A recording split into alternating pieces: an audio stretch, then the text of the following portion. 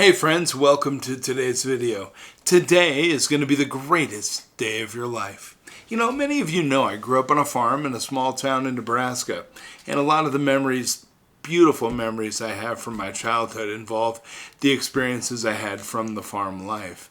But one of the things that I liked more than anything was sitting around and listening to the men talk. These were all young men who had just come back from the Vietnam War. They were taking over the family farm for many of the older men in the small town that I grew up in. And it was just interesting because all these men belonged to the same American Legion as my father. They had a softball team. There was a lot of camaraderie, but there was also a lot of conversation.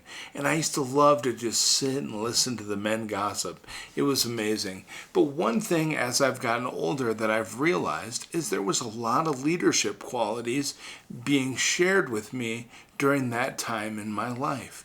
And I believe two of the things that have allowed me to become a great leader is that I was taught about patience and care. And I think patience and care are two pivotal knowledge points that can be carried forth by any leader to make them better, make their teams better, and as a result, allow an organization to grow quicker.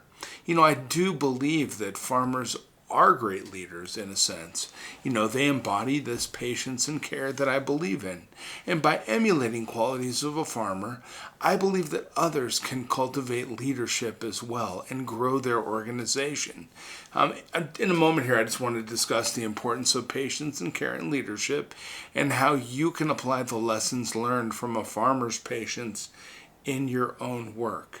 Okay, so let's talk about that. In leadership, in my opinion, patience is a vital trait. It allows leaders to make thoughtful decisions, develop long-term strategies, and foster an environment of trust and respect. Leaders who are patient can better understand their team's needs and find the best solutions to challenges that present themselves. And this approach will enable organizations to achieve sustainable growth and success, in my opinion. Just as a farmer does not shout at the crops or blame them for not growing fast enough, they understand that growth takes time and cannot be rushed. They patiently wait for their crops to develop, knowing that they've done everything in their power to support their growth. And as leaders, we can learn from this example by demonstrating patience within our own teams and allowing them the time and space they need to flourish. I also believe that care in leadership is important. Empathy and understanding are pivotal as it relates to this. Care is another essential quality for leaders to possess, in my opinion, but demonstrating empathy and understanding towards team members will help foster a supportive work environment where individuals feel valued and respected. I don't think you could disagree that this in turn would boost morale, productivity, and commitment to your organization when people feel valued and taken care of. And a farmer also does not uproot crops before they've had a chance to grow. Instead, they always choose the best plants for the soil and nurture them by irrigating and fertilizing them regularly. Now, by adopting a similar approach, leaders can ensure that they provide their team members with the resources and opportunities they need to succeed. And think about it. If you want to cultivate leadership within your organization, you also have to make sure that you're choosing the right team members. Now, just as a farmer selects the best plants for their soil, leaders, in my opinion, need to choose the right team members for their organization. Now, this involves identifying individuals with the necessary skills, but also those with experience and values that will allow them to contribute positively to your team. Now, we want to make sure that as leaders, like farmers, we nurture and support the growth of our team members. Now, this can be achieved through regular communication, providing constructive feedback, and offering opportunities for professional development. And a farmer removes weeds to prevent them from hindering the growth of their crops. I believe that similarly, leaders must remove obstacles and distractions that could impede their team's progress.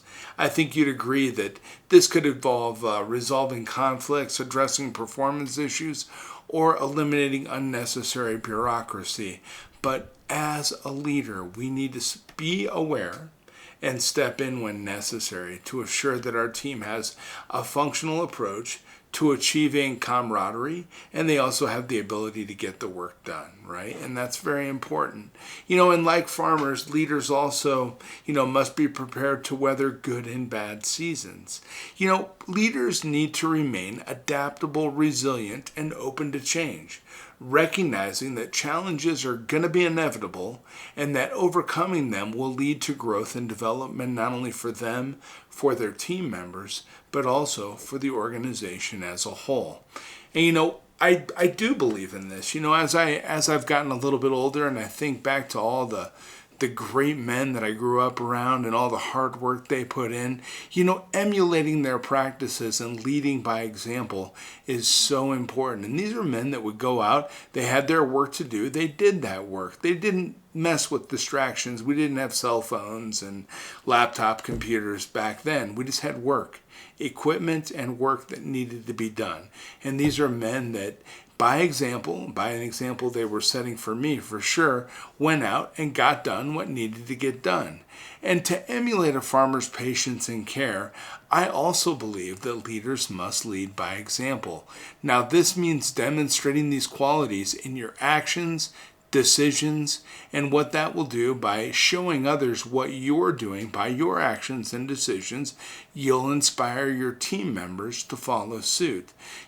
I always say, you never know who's watching you and who's using you as an example or as a demonstration for their future behavior.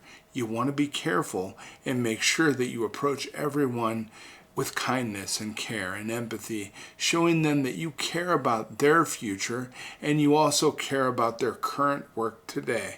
And then you do what you can to help them and help them to build a resilience that will allow them the ability to emulate self-care and be able to get the job done in the future with a smile on their face, right? And by showing patience and care in your leadership, you'll create an environment that encourages growth and fosters a sense of loyalty and commitment to your organization. Try it. Care about people that are in your care. If you're a leader now, show empathy and care to people and see how that changes the dynamics of your team. There's some old school, old man philosophy that from the 1950s. If you care about people and you show them you care about them, they'll walk all over you and they'll take advantage. That's a bunch of crap, and people aren't that way anymore, and we don't live in your grandpa's office space. So I'm going to tell you right now, people today want to be cared for. They want to know that what the work they're doing matters. Not only does it matter to the organization, but it matters to you as their leader as well. Bring down your guard, dump the ego, and show caring and compassion to those that you're leading. I'm going to tell you what, you do that and it's going to change the dynamics of your team. You're going to see a whole new level of productivity. It happens every time within our organizations. Try it in yours and see what happens. I bet you get some benefits from caring for people more than you get from telling them what to do. You know what I mean? And just as a farmer continually refines their farming techniques to optimize crop growth, leaders should prioritize continuous improvement and learning. So maybe you learned something today. You learned to be a little more caring and compassionate towards those that you're leading, and that's going to carry you forward in a whole new way. And also, you should stay involved in industry trends, seek feedback from others, including your leadership, and be open to new ideas and perspectives. By committing to lifelong learning, leaders can adapt and evolve their leadership styles to better serve their teams and organizations. It's 100% true. So, a farmer is a great leader as they exhibit patience and care. Two essential qualities, in my opinion, for effective leadership. But by emulating these qualities, we can cultivate leadership within our organizations and create an environment that fosters growth and success. This involves leading by example, selecting the right team members, nurturing and supporting the team's growth, also the organization's growth, removing obstacles, and being prepared for both good and bad seasons. It's not going to be good news every day. It's not going to be rainbows. Some days it's going to rain. We're going to have some trouble, some obstacles. But that's where we show our value. We step up. We step up. We step in. We work with our teams. We help them to resolve open issues. And we keep things moving forward in a productive manner. You know, that's what we're there for. We're there to foster growth and help others be the best that they can be. And as leaders, we can learn from the farmers' practices and apply them to our own leadership style. You know, we can ensure that we continually improve and adapt to better serve our teams and organizations. I believe it's 100% true. You know, what is your leadership style? Is there any way that you could possibly change the approach that you're currently taking to working with team members?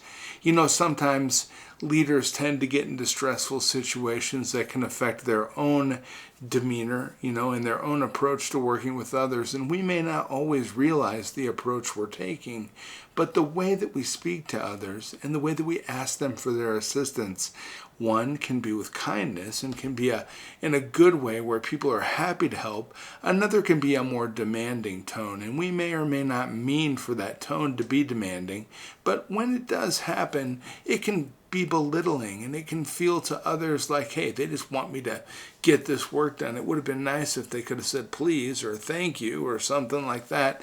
You know what? Don't get too head over heels over that. The only reason I'm stating that is because I want you to have an open mind, and I'm just trying to get you to think. You know, like the farmers got me to think as a younger child and evaluate my approach to different things later in life. This is a great opportunity for you to look at your current leadership style. And if you need to make some changes, make some changes. Read leadership books. Read books on leading others. You know, listen to podcasts. Watch videos such as this. Do everything you can to be the best you that you can be. Because you know what? I believe in you. And I know that if anybody can do it, you can. You can foster incredible leadership characteristics within yourself. You can be the best you that you can be. And it can all start today.